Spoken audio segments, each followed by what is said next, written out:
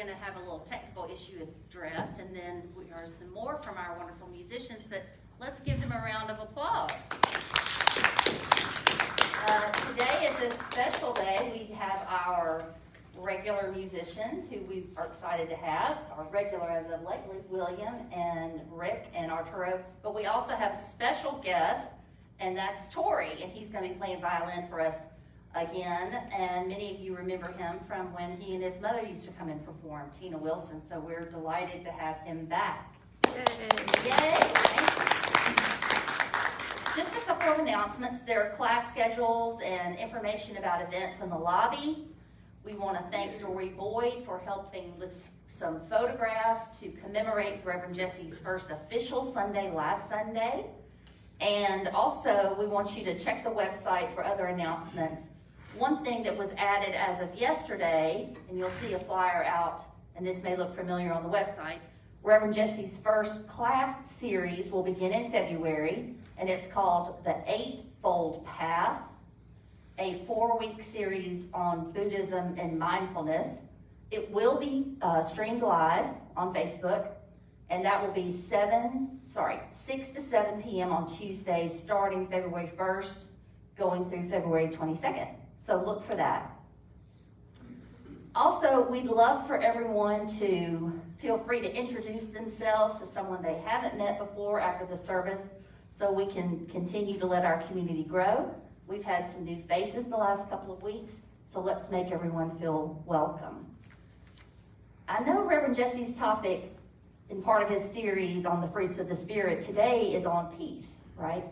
And I started thinking, well, how timely and appropriate, because one of the best and most well-known peacemakers of all time, really, is commemorated, his birthday is commemorated by the country on Monday, Martin Luther King. So I looked for a quote from him, and in 1958, Martin Luther King said, "True peace is not the absence of tension, it is the presence of justice." Well, that reminded me of another favorite quote of mine, which is, peace, it does not mean to be in a place where there's no noise, trouble, or hard work. It means to be in the midst of those things and be calm in your heart. So I'm looking forward to what Reverend Jesse has to teach us about peace today. And now I'm going to welcome our musicians to play, and then we'll hear from our meditation.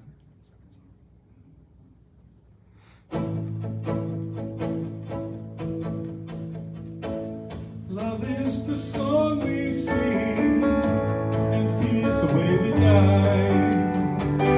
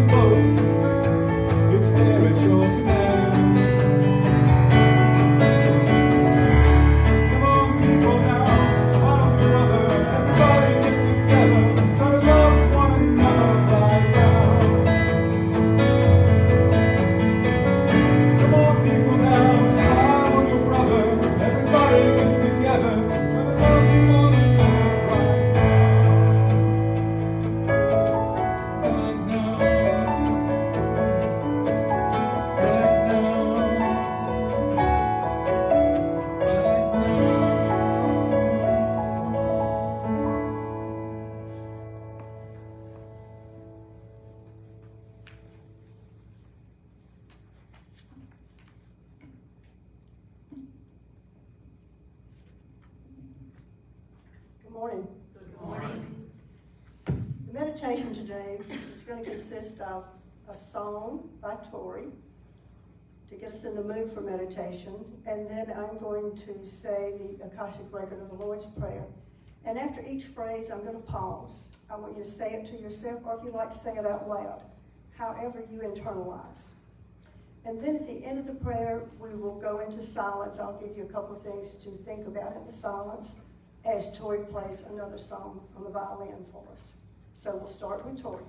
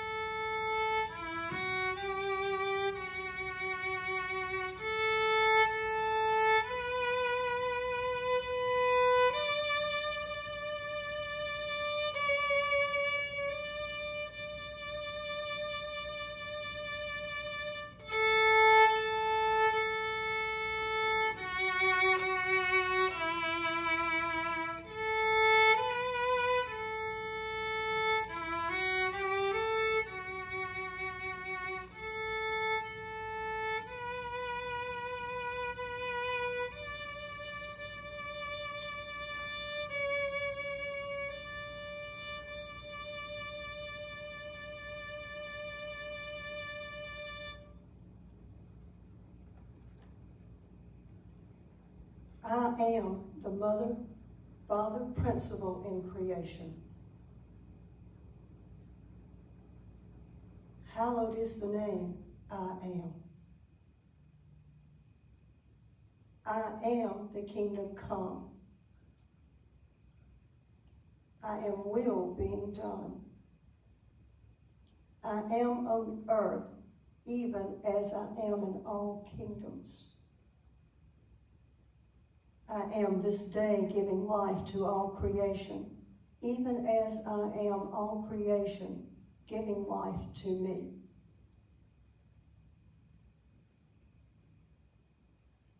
I am this day releasing all doubt, even as I am all doubt releasing me. I am all doubt releasing me. I am the sovereign witness to my unfolding and the unfolding of unity.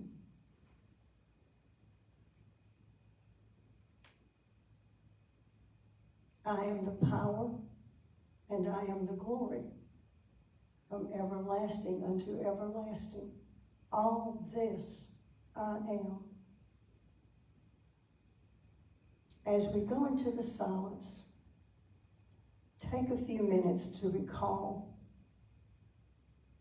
the I am statements you have made regarding COVID. Maybe you said something like, I am so tired of. I am not going to. And on it goes. Now let's take this time to create a new I am in the positive, using only positive words. As we know, we are all flexible and unlimited. I am free of doubt, and I am vibrating at a high level because my wellness, our well-being is inevitable. Our wellness, our well-being is inevitable.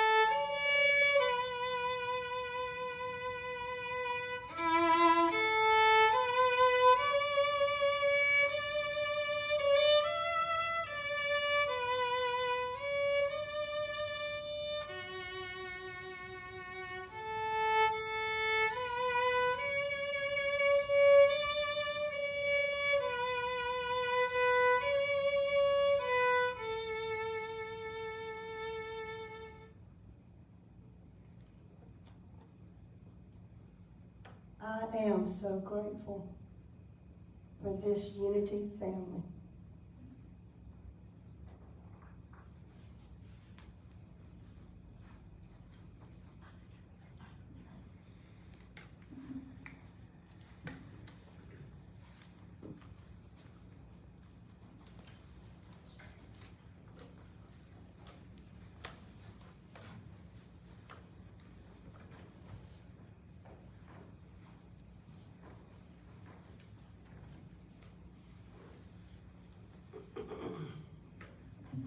Good morning, everyone.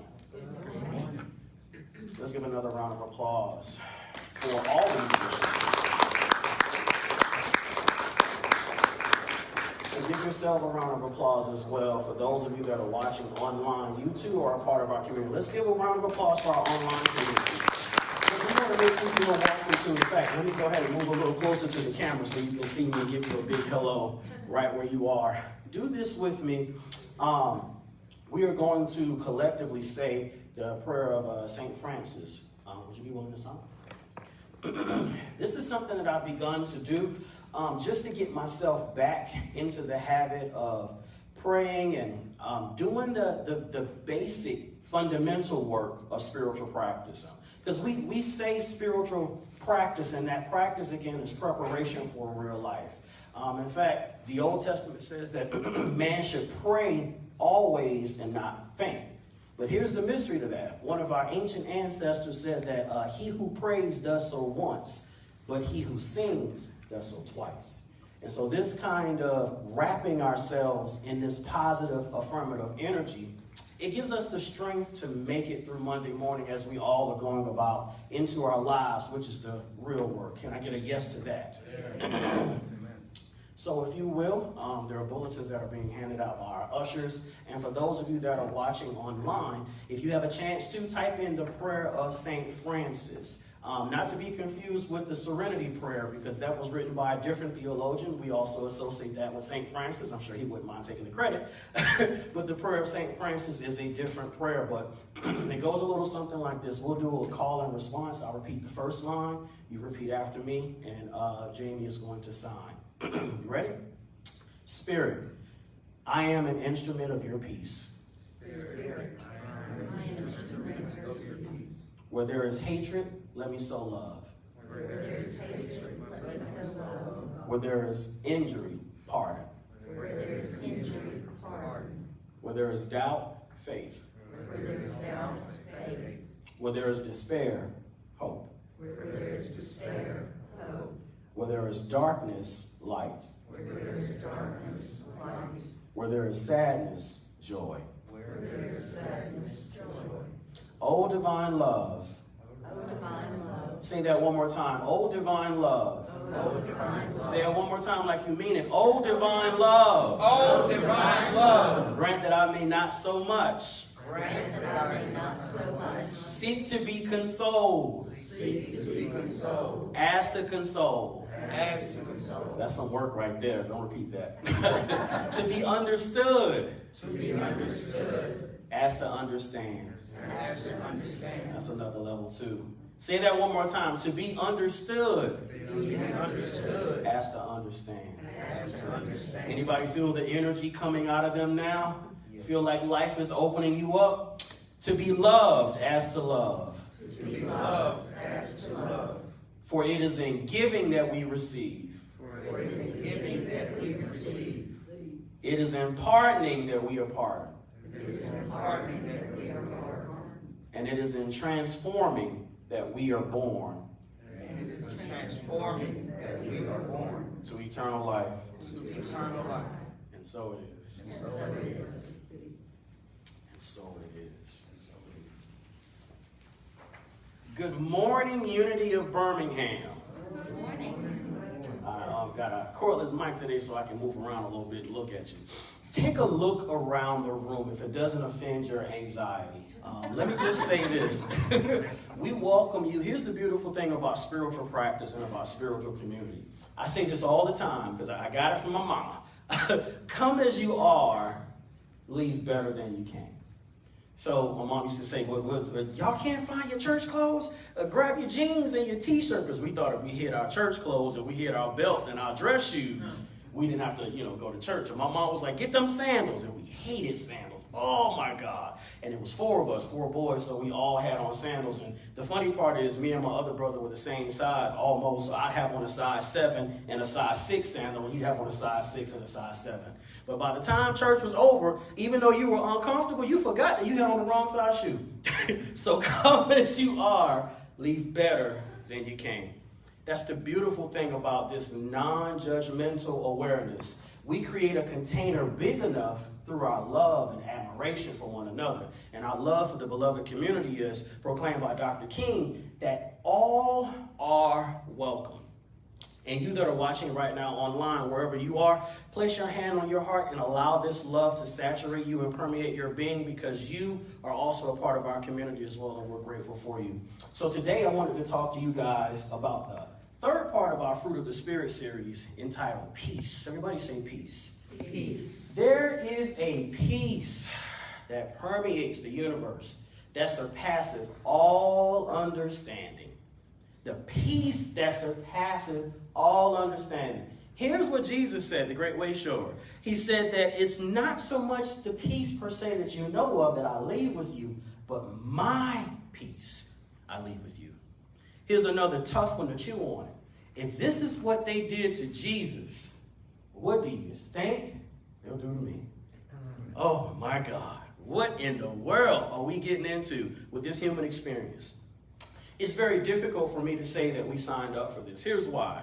Because I'm sensitive to the traumas, the collective experience that we all go through, the struggles that we all have to face. But what I can say is we can all surrender to the mystery that whether I know, or if I know I signed up to come here, or if I'm unsure of whether or not I signed up to come here, I can treat this life as a sacrament that I can ingest slowly. And while I ingest it, I can allow it to transform my body. Well, how do you do that? I was glad when they said unto me, let us go into the house of the Lord. Repeat that affirmation with me. I was glad when they said unto me, let us go into the house of the Lord. Enter into his gates, here's another affirmation, with thanksgiving, and enter into his courts with praise. What does that have to do with peace? I'll tell you.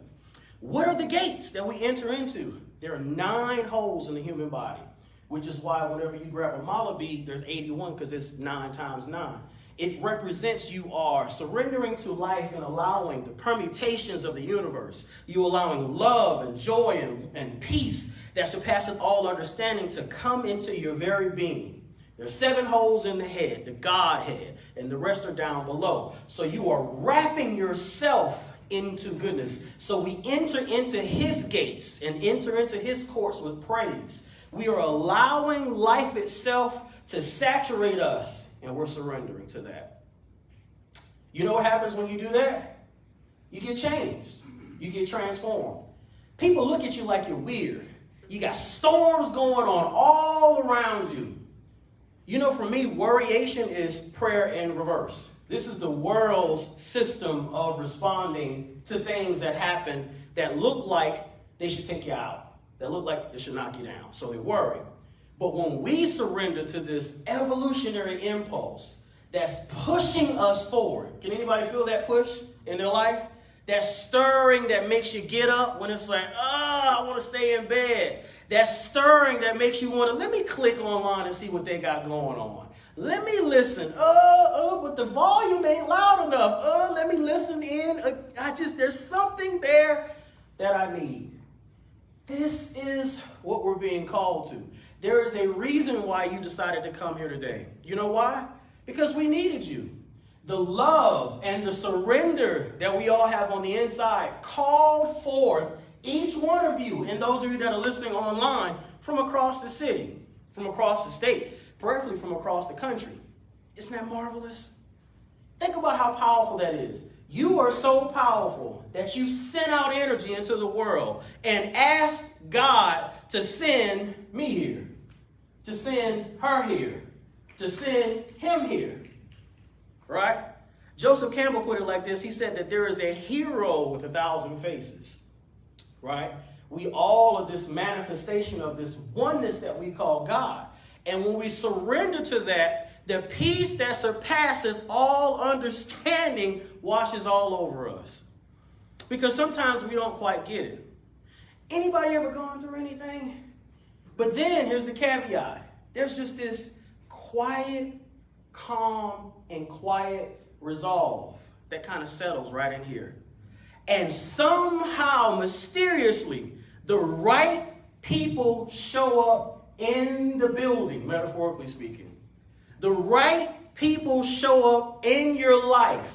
Where does that come from? Gotta tell you, it comes from you. Michael Becker put it like this in his PBS special a long time ago. He said, the answer is you. Eric Butterworth said it like this. He said, don't pray to God, pray from God. What is God? It's this place of love in the soul. See, check this out. Here's the thing that I learned about peace, and I'm learning in my little 34 years of life. You know, I was born yesterday. I was just waking up. Peace, according to Dr. King, and you hit the nail on the head, is not the absence of conflict. It's not the absence of conflict. Got a little prop for you guys. This is what we think peace is. As crazy as it looks, this is what we imagine peace to be. We shut the world out. That's like, when's the last time you guys utilized the power of shut up? When's the last time you guys said that? Did it actually work? Think about the last room that you walked into and you told everybody to be quiet. Did it work? See, we can't go through and smith the world. We can't bend the world to our will. See, that's the arrogance of our spiritual practice. We get spoiled as sons and daughters of light. We do prayer work and we do manifestation work and we feel our God powers, our cities, as they call them in Hinduism. And so we think we can bend the world to our submission. You want the world to touch you. You want the world to break you open. You want to know why? How else are you going to get to the heart except you go through the chest? How else are you going to get to the heart unless you go through the chest? So what happens? Life comes in and cracks us open. But when the enemy comes in like a flood, Bible scholars, something stands up in me. So the peace that I'm talking about is surpassing my understanding because I understand in my mind, this is my rational mind, that in order for me to have peace, Everything around me has to be absolutely quiet. So I go through the world blocking out sound. When the truth of the matter is, the cries and the moaning and the groaning that you are hearing are prayer requests. So you are blocking out the very thing that's calling on your name. Can I get a yes if you feel that? Yes. So life is calling you and you're like, I wonder what I'm supposed to do. I wonder what I'm supposed to do. I wonder what God is calling me to. I wonder what's the next step. But we're walking around the world doing this. I don't want to hear the noise. I don't want to hear the noise. I don't want to hear the noise. And while we are blocking out the noise, we are blocking out God. Because the weed, right, and the flower, or the wheat and the tare grow together. So when we cancel out one, we cancel out them all. Isn't life marvelous? God shall not be mocked. Whatsoever a man soweth, that shall he reap. So you say, I don't want to hear the noise. It's too loud. God says, okay. Life says, okay. God, where are you? Hello? Oh. What am I supposed to do? There's a funny story, and this is hilarious because I'm talking to myself too. The prophet Elijah was running away from Elisha, and I don't know why I'm saying this, but I feel some governmental changes in here.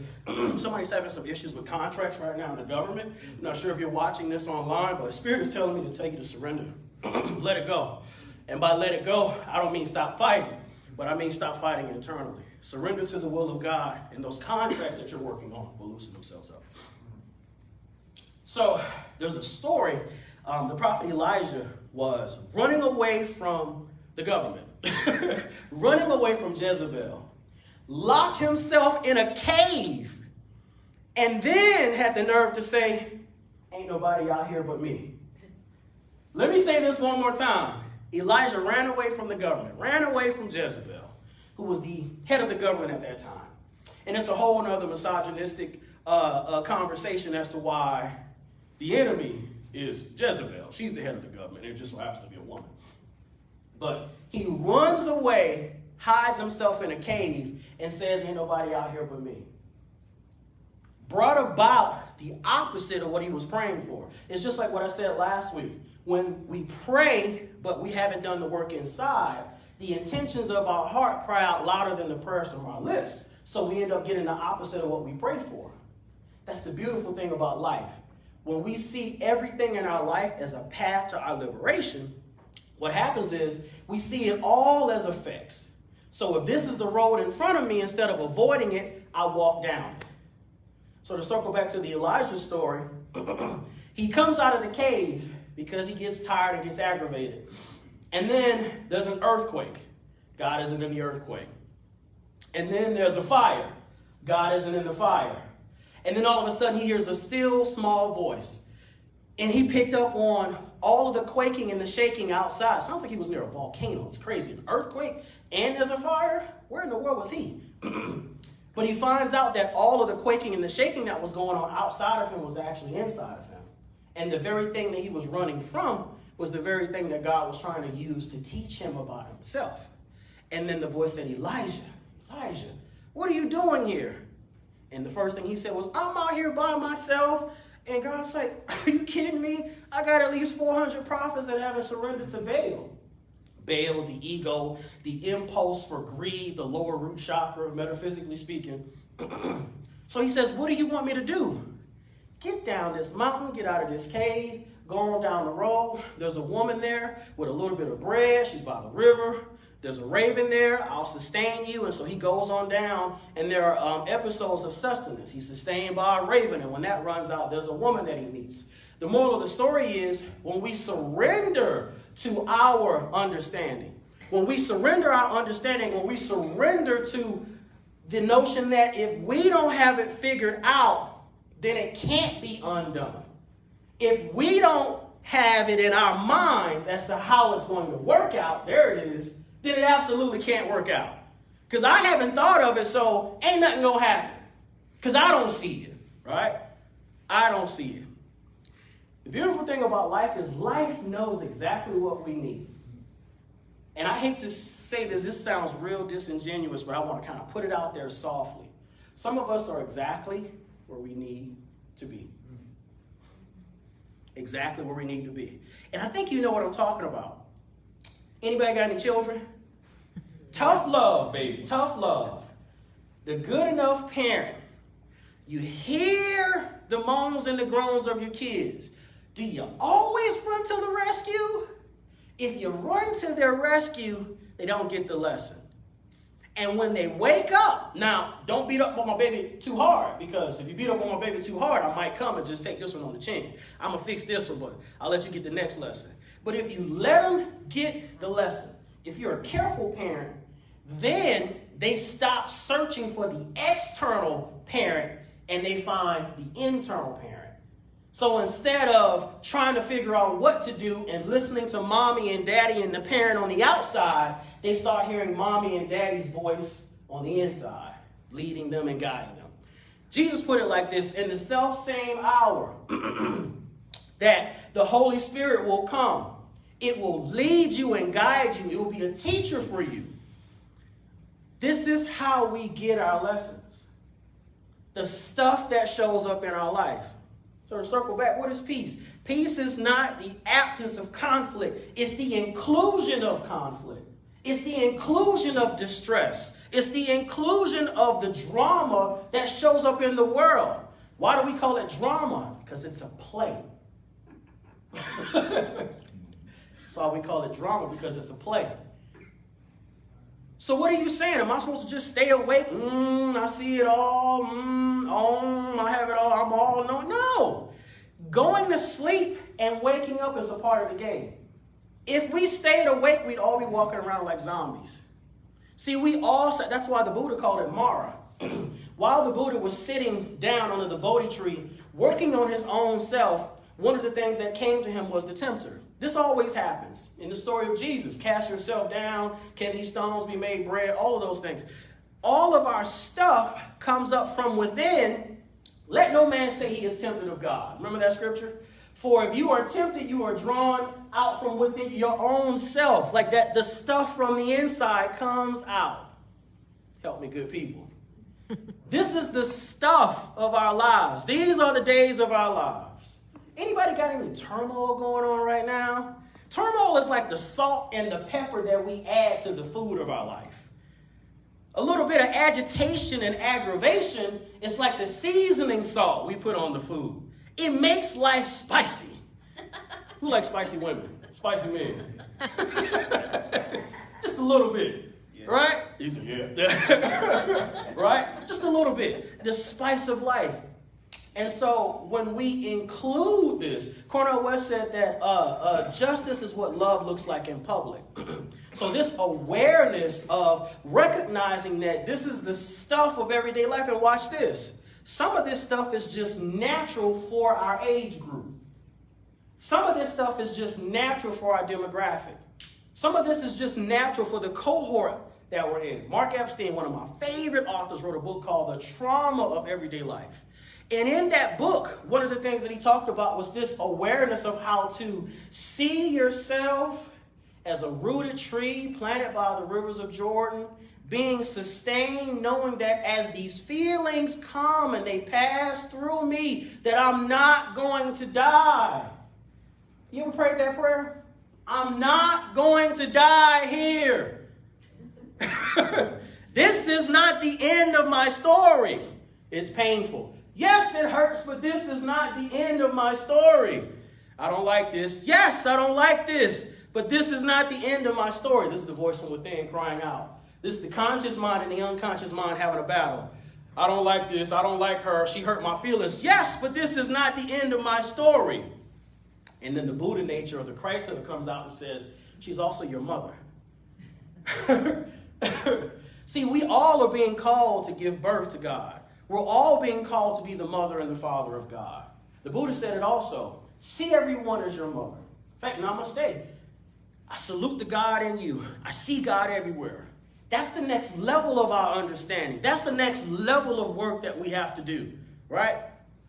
My mentor told me the other day, Richard, he said, do this, and this is a good spiritual practice. Make a practice to give up every story in your life that has a hero, a victim, and a villain. Ooh-wee! I give that up. Who am I going to blame? Because whenever trouble starts, it's not my fault, right? Whenever conflict starts, it's not my fault. So I need someone to blame because I got to get this out of me. Whisper silently to yourself, I can handle this.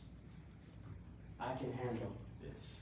See, there is a strength within you. There's an anti-resiliency movement going on that says that we don't have to be strong. And I think that the middle way works best. See, there are times when we have to be strong, and there are times when we have to let go. Because again, it's not the coming together that's just God, good, infinite love, and things are working out. Well, it's the falling apart. So we learn through our spiritual practices of how to go to pieces without falling apart. Because when you let yourself go, right, and you go to pieces, Howard Thurman said it like this: when the African was sold into slavery, the spiritual practices of West Africa were spread all over the world, helped to spontaneously create new thought, all these wonderful spiritual practices that are all over the place. That message that he preached was controversial, and it shook Morehouse College. And it shook the foundations of those who heard it, because how could you talk about a message like that and individuals are dealing with post-traumatic slavery disorder? But if we step to the other side of that conversation and we see our brokenness as seeds, then we become vessels of God and not victims of life. This is what happens when you allow life to break you open. You find your inner warrior. There's a strength. Had a conversation with my mother this morning. I'm almost done. And I don't know what's going on with me. I'm crying a whole lot lately. I remember the story. It's raining. What the hell is that? Excuse me. What's going on is I'm allowing life to touch me. Because this is the only way you can do the work. So in the story, I'm sure my mom wouldn't mind me telling you, she was going through a time in her marriage when I was about 7 years old when she saw it dissipate. Anybody that's been through divorce understands what I'm talking about. There's a death that happens. And then there's also a part of you sometimes that secretly still wishes for the approval of the ex-spouse because that person meant a lot to you. So even in your separation, sometimes you still consider their opinion as valid. So when they call you a so-and-so and so-and-so, you take it personally and you respond back because that's your name. You're so-and-so and so. Call me by my name and you follow it, right? So she was dealing with her own brokenness. And I walked outside and my mom hadn't had a cigarette in years. And it was dark. And I walked outside, my brothers were in the house. And I looked over and saw her on the porch of the neighbor's house. And she lit up a cigarette and she smoked it. And then she turned to me and saw me standing there looking at her, and her shoulders dropped. My mom had me at 16 years old, so we kind of grew up together. We have a special bond that my other brothers don't necessarily share because they don't remember those times. So I was her lieutenant. Yes, ma'am. Go get it. Help pay bills, go get a job, go out there, rake yard, do what you got to do, help mama. Make this ship happen. Make this community, this family, make this business work. So I watched her shoulders drop. And I didn't understand it at 6, 7 years old. But she came off the porch. She walked over to me. I told myself I wasn't going to do this. She grabbed my hand and she said, it's going to be okay. It's going to be okay. And we walked in the house and she started cooking dinner. And I kept the story to myself until this morning when I told her about the things that I remember, and I watched her resiliency in the face of chaos. And you know what her response to chaos was? What you want for dinner, baby? There is an inner warrior inside of all of you. See, in Buddhism, we call it Bodhisattva. See, a lot of people want to be enlightened. They want the guru. Life is guru. And this is also why contemporary schools of Buddhism have given up the notion of guru and changed it with lama, which has a better translation of spiritual friend. Instead of the teacher being here and you down here, like in the words of Jesus, no longer do I call you disciples. You're not my disciples anymore. Now I call you friend, because you're right here with me. We're on the same level. And so with that story, recognizing that there's a bodhisattva within you. Again, bodhisattva is this warrior for compassion, this warrior for justice. Cornel West, justice is what love looks like in public, where you don't want to see anyone suffer, where you are willing to allow your life to be a guide. So you surrender to life itself and the life that's coming from within, and you make a commitment to do the work. For God I live, and for God I die. Let my life, let me be a living vessel, a living epistle, a living vessel, holy and acceptable to you. I surrender all. And then all of a sudden, poof, something explodes from within you. You decide to not sit there and eat the food alone, to eat it all for yourself and absorb all this spiritual power, all this talent, all this music that's in your heart. You decide to share it with the world. That's what a bodhisattva is. They get off of the wheel and decide to jump back into existence and allow their own life to be an example for others. So they live the truth that they know, in spite of everything that's going on in the outside world. Because peace isn't the absence of conflict, it's the inclusion of it and recognizing I'm going to be okay. How can I do that, Rev Jess? How can I do that? By accepting the fact that the just shall live by their faith. What is faith? Faith is a divine reality. It's the imaginative capacity of the soul. It's when something gets a hold of you and tells you that you are going to be okay. In spite of everything going on outside. The just, justice, justification, justified, righteousness, Zadik, these righteous ones. This is how we live. You know what life is telling you? Forward march. When things pull you to the left, pull you to the right, forward march. Things are pulling you in the back, you can turn around and be compassionate.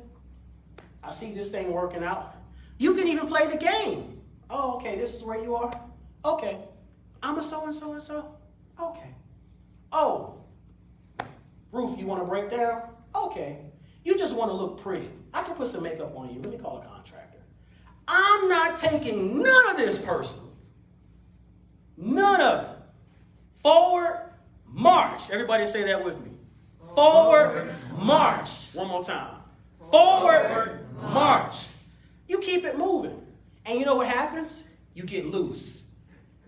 Instead of being so solid, life moves through you. And then you realize, oh, this ain't just happening to me. This is happening to everyone. And you're not bitter in your brokenness.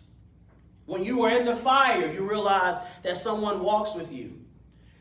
The Bhagavad Gita said it like this, and then I'm going to close. They said that fire cannot burn it, right? Water cannot wet it because it's eternal. Was never born, and it'll never die. This is the peace that life offers to you. And it's right there on the inside of you and on the inside of me. Take a deep breath. Let this information saturate your body, metabolize it, and see yourself walking with the grace of God and the power of the goddess. I see you in the future, and you look much better than you look right now. Thank you for listening.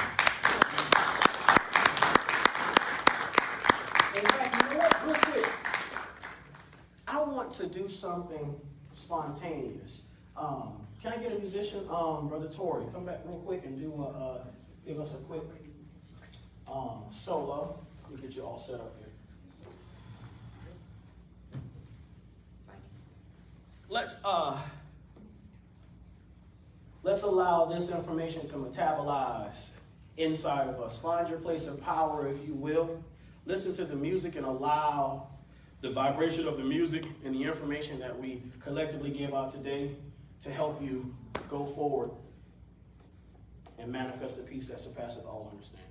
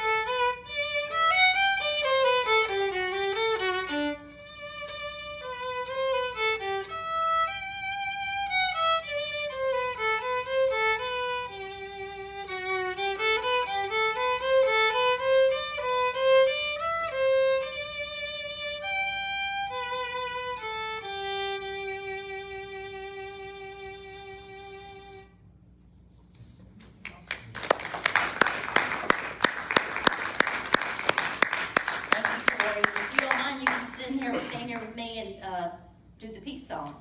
So let's do our offertory first. If you want to take your offering in your hand, you can follow along. And we'll say together, divine love through me blesses and multiplies all that I have, all that I give, all that I receive. I give in love and I trust God, and so it is. The offering bowls are at the back of the sanctuary, and you can also give online. Shall we have the peace song? You know this one, I know.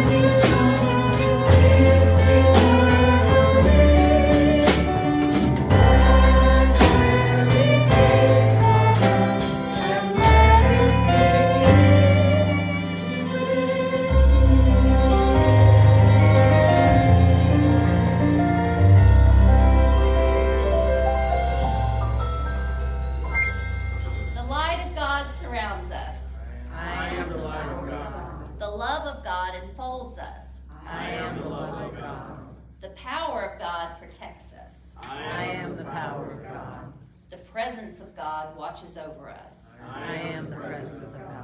Wherever I am, God is. Wherever we are, God is, and all is well. Thank you all for coming don't forget to leave your offering. And also, if you want to share the blessing of Tori's music with anybody you know, please let him know where he might share his talent.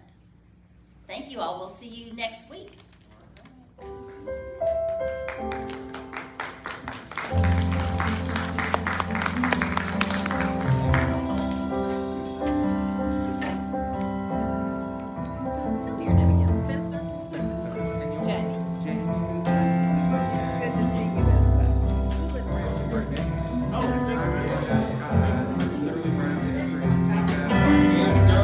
It does.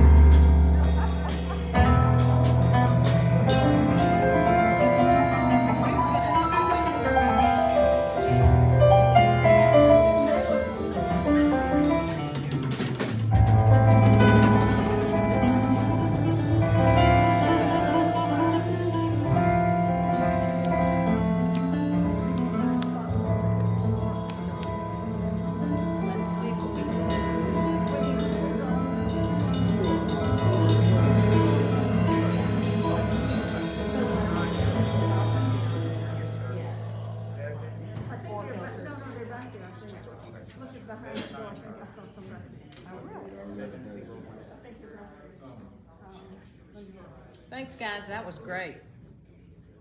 And